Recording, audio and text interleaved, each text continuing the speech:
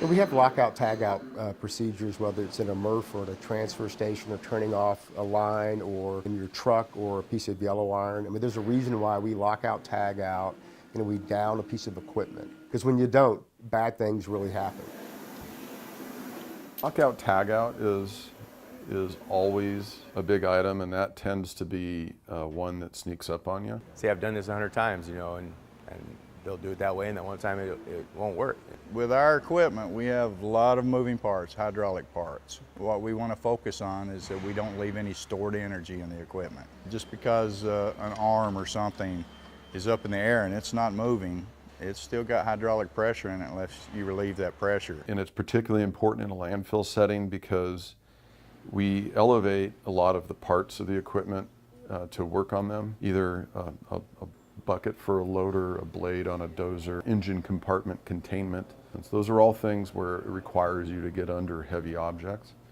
And knowing how to properly secure those objects before you get under them is always a critical item in a landfill setting. It's not good enough just to simply raise the bed of the truck or raise the bucket of the loader and leave it in that position. We have to have other means to secure the device in case of loss of hydraulic pressure, which is always the risk.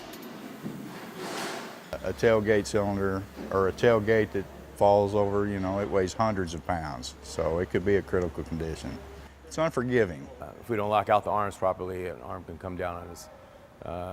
Not securing a hydraulic pressure, opening up a line, being electrocuted. Chalking the trucks when you're working on them, things on jack stands, you know, just being safe. I mean, I got this one standing on a jack right here, but you know, if you don't do it right, you're dead. The thing will kill you.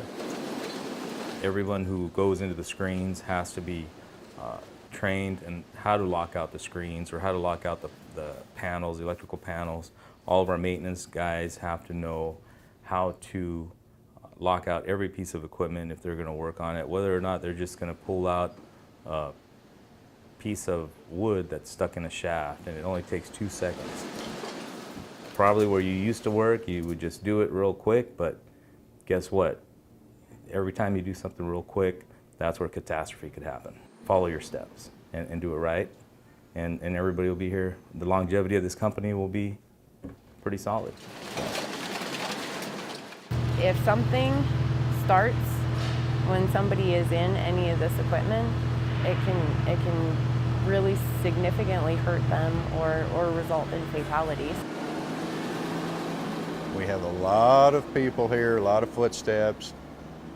You know, you wouldn't want to be working on a truck and a driver unknowingly just walk up, jump in his cab, turn the key on, and start the truck.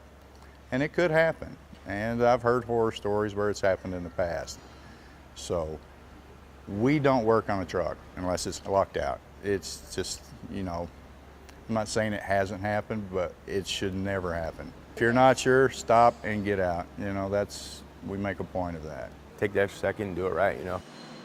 It's not common, but it is one of those items that keeps me up at night, that worries me that, you know, we've got people that are doing work in and around this type of equipment every day, and that we absolutely must follow lockout and tagout procedures. Never take anything for granted. You've been here a long time, you know, I know what I'm doing, you know, never take that for granted.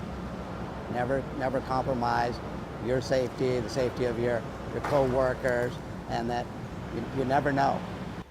They came to work with 10 fingers and 10 toes, we want them to go home that way.